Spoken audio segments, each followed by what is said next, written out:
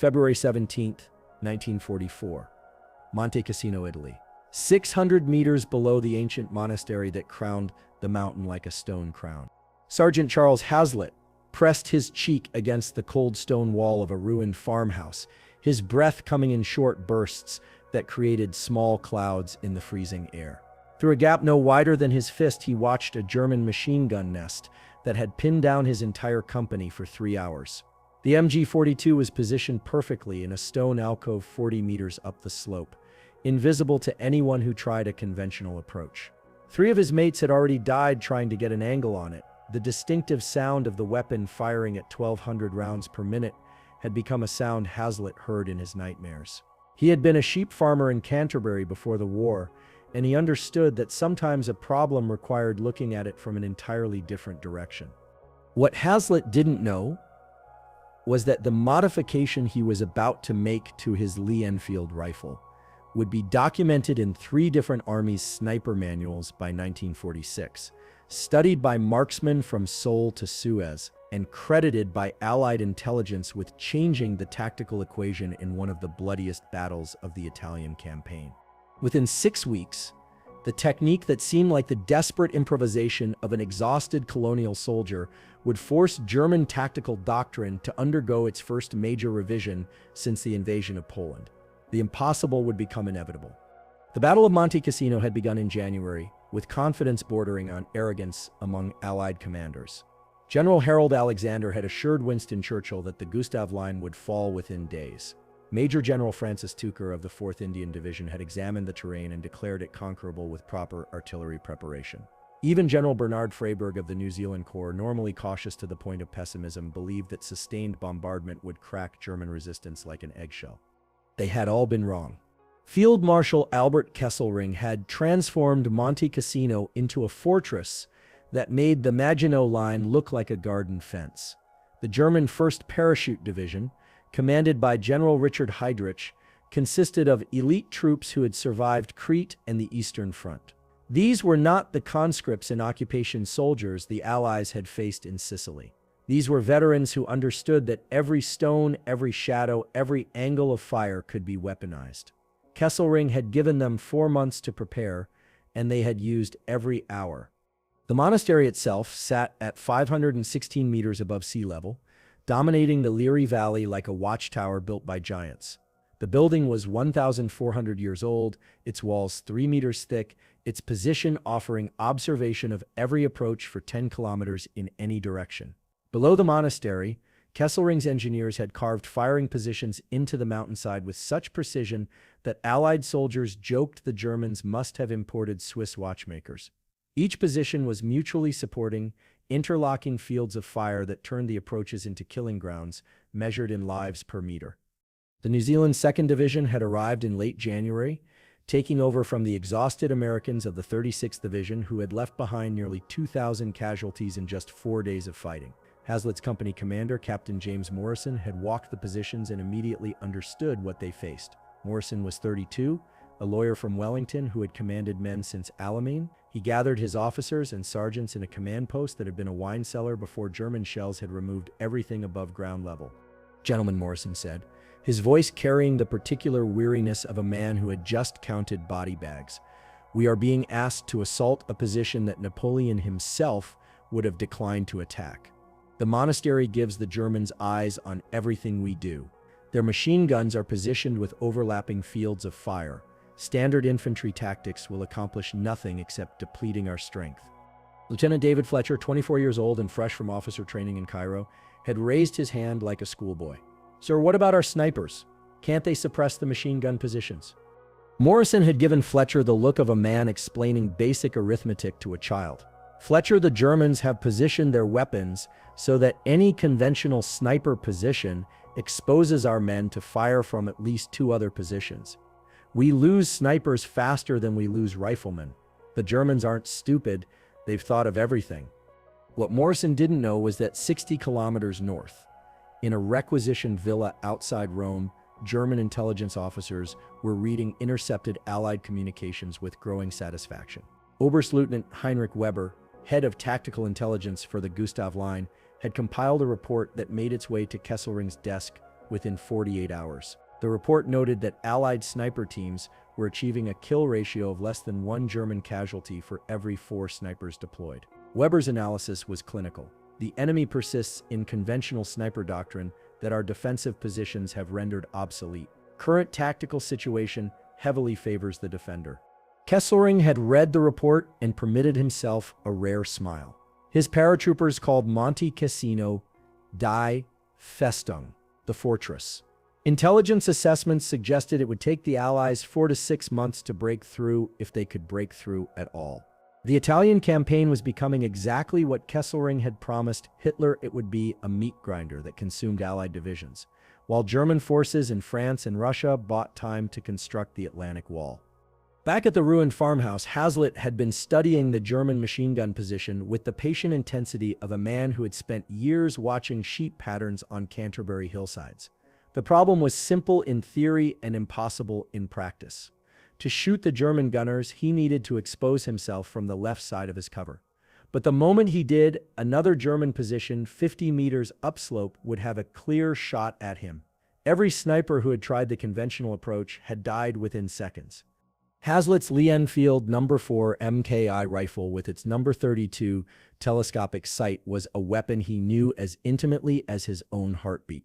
He had fired an estimated 3,000 rounds through it since North Africa, and he could place a shot within a 2-inch circle at 400 yards on a calm day. But the rifle, like every sniper rifle in every army in the world, was designed for a right-handed shooter to fire from the right shoulder, exposing the right side of the body around right-hand cover.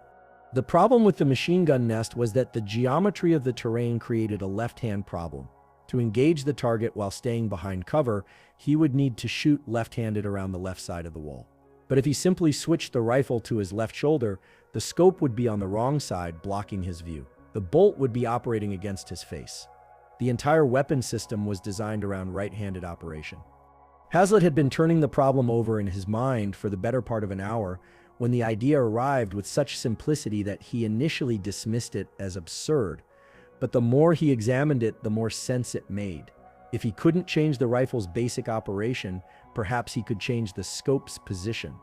He called over Private Thomas Keating, a 20-year-old from Auckland, who had been a machinist before the war. Keating had the kind of mind that understood mechanical systems intuitively, and he carried a toolkit that would have made a Swiss mechanic envious. "Keating," Hazlitt said, "I need you to do something that's going to sound mad." Keating grinned. He had heard that preamble before. "How mad are we talking, Sarge?"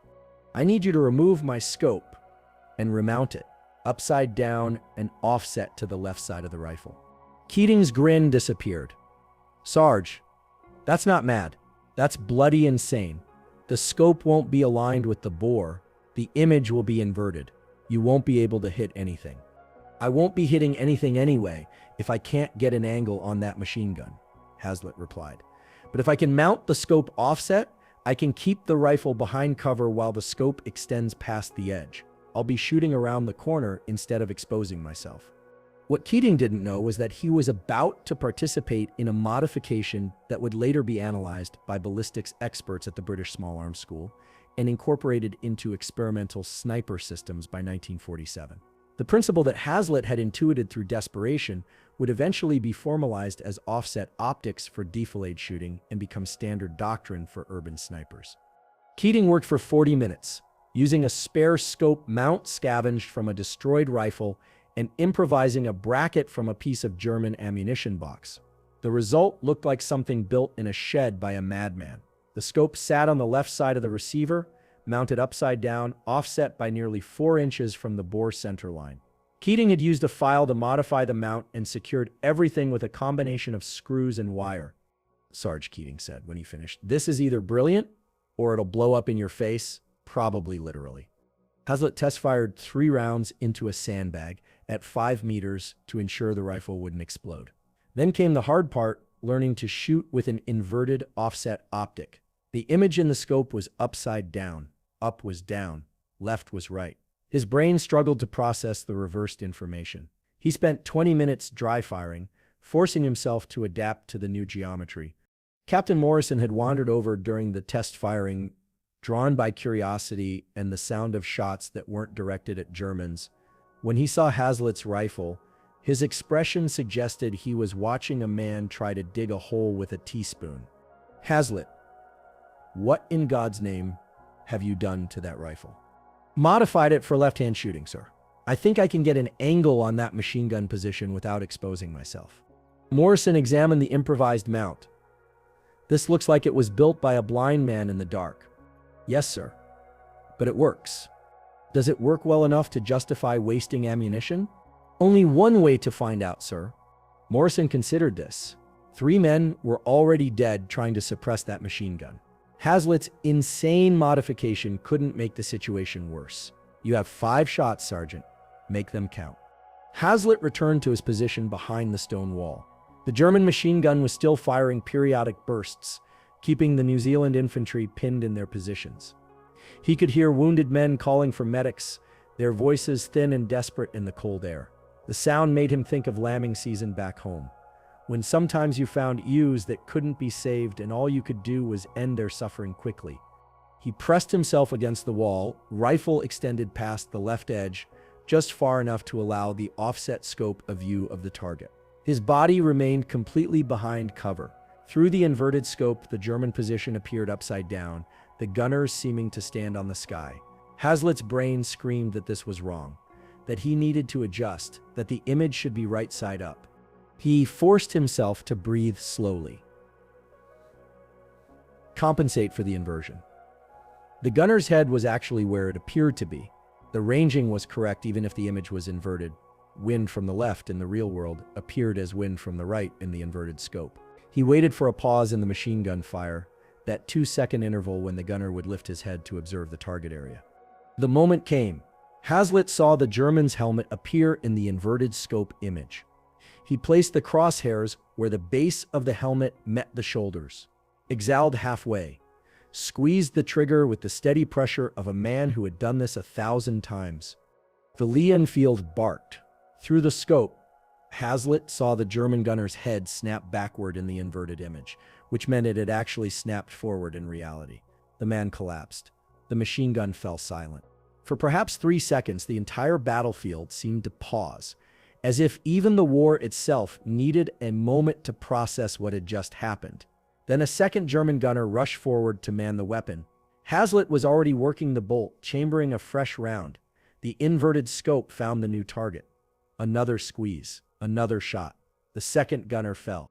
A third German appeared, this one more cautious, trying to use the stone alcove for cover, but Hazlitt had the angle, now that impossible geometry that shouldn't have worked but did.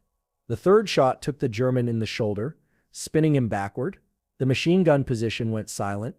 Captain Morrison was staring at Hazlitt with an expression that combined disbelief with the dawning realization that he had just witnessed something that would need to be explained to people who wouldn't believe it. "Hazlitt, what the hell did I just watch?" 3 shots, 3 hits, sir. The offset scope works." "Works, Hazlitt. You just shot around a corner. That's not supposed to be possible." "With respect, sir, I just made it possible." Word spread through the New Zealand division with the speed that only military gossip can achieve. By nightfall, every sniper in the brigade had heard about Hazlitt's impossible shots. By the next morning, Captain Morrison was demonstrating the technique to Major General Freyberg himself. Freyberg was a man who had won the Victoria Cross in the Great War and carried the scars of 9 wounds on his body. He did not impress easily. He examined Hazlitt's rifle with the careful attention of a man who understood that wars were won by soldiers who thought creatively under pressure. "Sergeant Hazlitt," Freyberg said, his voice carrying the particular authority of a man who had commanded men in battle for 3 decades, "this modification of yours. How long did it take Keating to build it?" "About 40 minutes, sir." "And you adapted to the inverted optic in how long?" "Perhaps 20 minutes of practice, sir." Freyberg handed the rifle back. "Morrison, I want every sniper in the division equipped with this system within 48 hours. We'll call it the Hazlitt mount. If it works for Sergeant Hazlitt, it will work for others." What Freyberg didn't know was that his order was about to create a tactical problem for the Germans that would require them to fundamentally rethink their defensive positions. The modification that had started as one desperate sergeant's improvisation was about to be scaled across an entire division. Private Keating found himself transferred from regular infantry duties to what amounted to a field workshop in a partially intact barn. He was given 4 assistants and tasked with producing 30 offset scope mounts in 2 days. They worked around the clock, fabricating mounts from scavenged materials, improvising brackets from German ammunition boxes, and using files and drills to modify existing scope rings. The irony was that the Germans had provided much of the raw material. German ammunition boxes were made from steel of excellent quality, perfect for fabricating mounts. German machine gun belts provided springs that could be adapted for scope retention. The Germans were quite literally supplying the materials for the weapons that would be used against them. By February 20th, 28 snipers in the New Zealand 2nd Division had been equipped with Hazlitt mounts and trained in the inverted optic technique. The training was brutal. Many snipers struggled to adapt to the reversed image. Corporal William Davies from Christchurch later recalled, "It was like learning to shoot all over again. Your brain kept insisting that up was down and left was right. I nearly shot my own foot off twice before I got the hang of it." But the ones who mastered it became lethal. The offset scope allowed them to engage targets from positions that conventional snipers couldn't use. They could shoot around corners, over barriers, through gaps that would have exposed a conventional shooter. The Germans, who had spent months perfecting their defensive positions based on conventional infantry tactics, suddenly found that their carefully calculated fields of fire had blind spots. On February 23rd, the New Zealand Corps launched what would become known as the Second Battle of Monte Cassino. The attack was preceded by the most controversial decision of the Italian campaign, the bombing of the ancient monastery itself. At 0930 hours, American B-17 SES and B-25S dropped 1,400 tons of bombs on the building, reducing much of it to rubble. The bombing was meant to destroy German observation posts. Instead, it created better defensive positions. The rubble provided perfect cover for German paratroopers, who moved into the ruins and turned them into a fortress more formidable than the intact building had ever been. But the bombing also created chaos in the German tactical network. Communication lines were severed. Observation posts were destroyed. For several crucial hours, the Germans lost the perfect visibility that had made Monte Cassino impregnable. This was when Hazlitt's technique proved its value. In the confusion following the bombing, New Zealand snipers equipped with offset scopes infiltrated positions that would have been suicidal under normal circumstances. They engaged German positions from angles that the German defensive plan had assumed were impossible. Sergeant Michael O'Brien from Wellington, a former carpenter who had learned to shoot on his father's farm, infiltrated to within 30 meters of a German command post built into the ruins of a stone house. Using his offset scope, he engaged 3 German officers through a gap in the rubble while remaining completely behind cover himself. His after-action report was clinical, fired 4 rounds at range of 28 meters. 3 confirmed kills. 4th round missed due to target movement. No return fire received. Position remained secure throughout engagement. The Germans were bewildered. Oberst Julius Schlegel, commander of the 3rd Regiment of the 1st Parachute Division, sent an urgent report to division headquarters. Enemy snipers are achieving impossible firing angles. Our defensive positions are being engaged from directions we considered secure. Request immediate tactical assessment. General Heydrich, reading Schlegel's report in his command bunker carved into the mountainside, initially assumed his subordinate was making excuses for casualties. Heydrich had seen men crack under pressure before, inventing explanations for failure. But when similar reports arrived from 2 other regiment commanders, he began to take the matter seriously. On February 25th, a German sniper team managed to recover a damaged Lee-Enfield rifle from a New Zealand position that had been overrun in a counterattack. The rifle had an offset scope mount. The German snipers, veterans of the Eastern Front who had fought at Stalingrad and Kursk, examined the modification with a mixture of professional respect and alarm. Hauptmann Franz Weber, commander of the German sniper detachment, wrote in his report, "The enemy has developed a scope mounting system that allows firing from defiled positions that our defensive doctrine assumed were secure. The modification appears crude, but is functionally effective. Our current defensive positions must be revised to account for this capability. Weber's report made its way through the German chain of command with increasing urgency. By February 27th, it had reached Kesselring's headquarters. The field marshal, who had spent his career studying military innovation, immediately understood the implications. The Germans had built their defensive positions around assumptions about how enemy snipers could and couldn't shoot. Those assumptions were now invalid. Kesselring ordered a complete tactical review. German positions that had been considered secure were suddenly vulnerable. Machine gun nests that had been positioned to cover conventional approaches could be engaged from offset angles. Observation posts that had relied on stone walls for protection discovered that walls meant to stop frontal fire were useless against shooters firing around corners. The German response was swift, but came too late to change the immediate battle. Engineers were ordered to modify defensive positions, adding barriers and shields to cover offset angles. Sniper teams were instructed to watch for the distinctive positioning of enemy shooters using offset optics. But the damage was done. The tactical equation at Monte Cassino had shifted. The Second Battle of Monte Cassino ended in stalemate by March 23rd. But the Germans had paid a price they hadn't anticipated.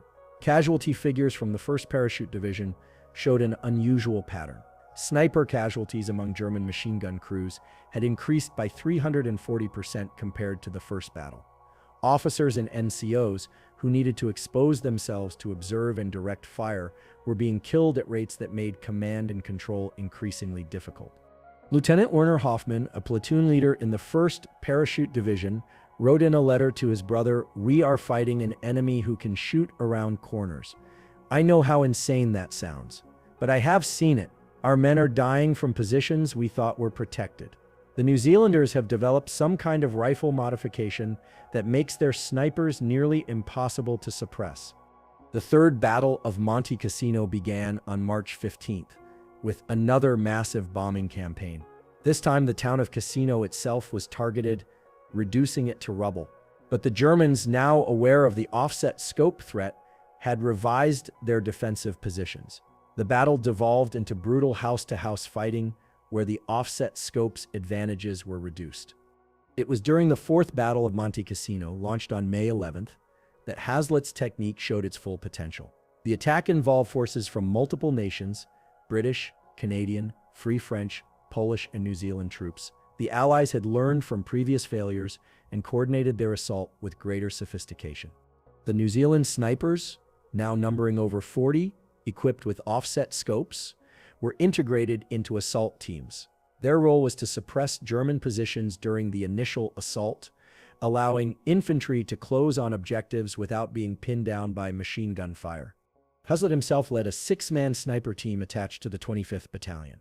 Their objective was a series of German positions defending a critical road junction on Route 6, the main highway to Rome. The position had stopped 3 previous assaults, and Allied intelligence estimated it was held by at least 30 German paratroopers with multiple machine guns. The assault began at 2300 hours on May 11th with an artillery barrage that turned the night sky orange. When the barrage lifted, Hazlitt's team infiltrated forward through the smoke and dust. They reached positions within 50 meters of the German strongpoint, close enough to hear German voices calling out range corrections and ammunition counts. Using their offset scopes, the 6 snipers engaged the German position from 3 different angles simultaneously. The Germans, trained to defend against frontal assault, found themselves taking fire from directions they couldn't easily cover. Hazlitt personally engaged 7 targets in the space of 3 minutes, his inverted scope finding Germans who thought they were behind cover. The breakthrough came when Hazlitt spotted a German officer directing fire from a position inside a ruined building. The officer was standing behind a window frame, only his head and shoulders visible, protected by thick stone walls on 3 sides. A conventional sniper would have needed to be directly in front of the window for a shot. Hazlitt was 30 degrees off angle behind a pile of rubble that completely concealed him. He extended his rifle past the edge of his cover, the offset scope giving him a sight line that seemed to defy geometry. 1 shot. The German officer fell. Without the officer's coordination, the German defense began to fragment. Machine gun crews lost their fire discipline.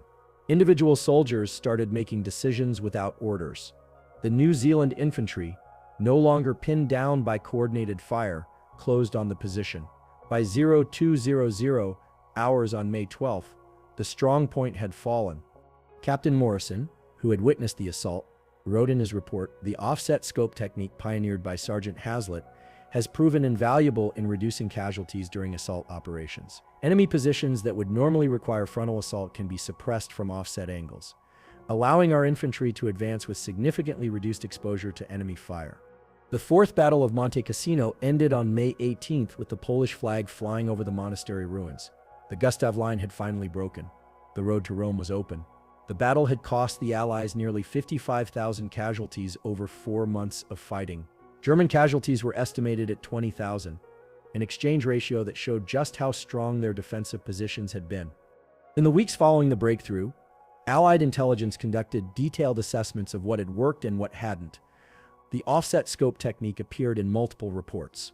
British sniper instructors from the Small Arms School examined captured German documents and discovered Weber's report about the defilade shooting technique.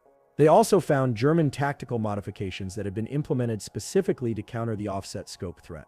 Major Robert Greene, a British sniper instructor, interviewed Hazlitt in June 1944 while compiling a tactical assessment. Greene had been teaching snipers since 1940 and considered himself an expert. Hazlitt's technique challenged everything he thought he knew about sniper doctrine. "Sergeant Hazlitt," Greene asked, "did you have any formal training that suggested this modification?" "No, sir. I just needed to shoot around a corner, and standard technique wouldn't let me do it." "And you adapted to the inverted optic in 20 minutes?" "More or less, sir. It was that or watch more mates die." Greene included Hazlitt's technique in a classified report titled "Tactical Innovations in the Italian Campaign." The report was distributed to sniper schools throughout the Commonwealth. By late 1944, similar offset mounting systems were being tested by Canadian and Australian sniper units. The Americans, initially skeptical, began experimenting with the technique after reading captured German reports that described it as a significant tactical threat. The post-war period saw the formalization of what had started as desperate improvisation. The British Small Arms School developed standardized offset scope mounts in 1946, calling them Hazlitt mounts in official documentation. The technique was incorporated into sniper training curricula, though the peacetime version was far more sophisticated than Keating's improvised brackets. Hazlitt himself returned to New Zealand in November 1945, decorated with the Distinguished Conduct Medal for his actions at Monte Cassino. He went back to sheep farming in Canterbury, rarely speaking about the war. When asked about his rifle modification, he would shrug and say it had seemed like common sense at the time. In 1963, a military historian named James Davidson tracked Hazlitt down for an oral history project. By then, Hazlitt was 52 years old, weathered by 2 decades of Canterbury weather, his hands gnarled by farm work. Davidson asked him if he had understood the significance of what he had created. "Not at the time," Hazlitt replied. "I was just trying to kill Germans without getting killed myself. The fancy mount was Keating's work. I just told him what I needed." "But you invented the technique," Davidson pressed. "You were the first to think of shooting around corners with an offset scope." Hazlitt considered this for a long moment. "The way farmers consider questions about weather and seasons. I suppose I was. But it was hardly genius, just a different way of looking at the problem. Sometimes you need to turn things upside down to see them properly." The irony was that Hazlitt's modification, born from desperation in a ruined Italian farmhouse, outlasted the war that created it. Modern police and military snipers still use offset optics for urban operations, shooting around corners and over barriers. The principle that Hazlitt intuited in 1944 became standard doctrine in tactical manuals worldwide. The desperate improvisation became formal doctrine. In German military archives, Weber's report about the defilade shooting technique remained classified until 1978. When it was finally released, military historians realized that the Germans had recognized the significance of Hazlitt's innovation even before the Allies did. Weber had written, "This modification represents a fundamental shift in sniper doctrine. Any future defensive positions must account for shooters who can engage from offset angles. The assumption that cover is binary, either you have it or you don't, is no longer valid." By the 1960s, the Hazlitt mount had evolved far beyond Keating's improvised brackets. Precision-machined offset scope rings became available from military suppliers.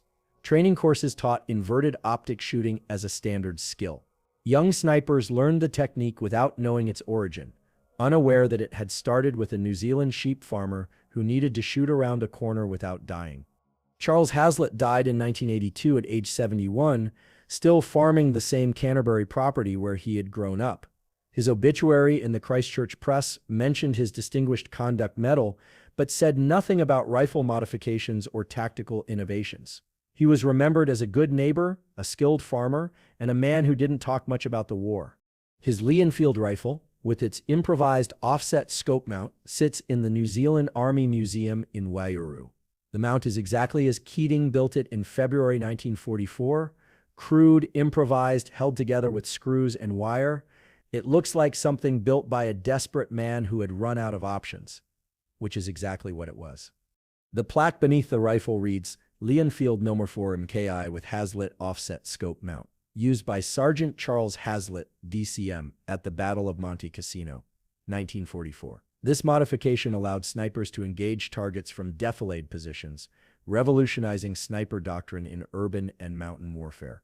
Visitors to the museum often pause at the rifle, puzzled by the strange scope mount that sits askew on the receiver. It doesn't look revolutionary. It looks like a field modification built by someone who didn't have proper tools or materials, which is of course exactly what it was. What they can't see, looking at the rifle behind glass, is the moment when Hazlitt fired that first impossible shot, the bullet traveling around a corner that shouldn't have been possible to shoot around. They can't hear the stunned silence that followed, the pause in the battle while both sides processed what had just happened. They can't feel the shift in tactical reality, the moment when the rules changed and the impossible became merely difficult. But the rifle remembers.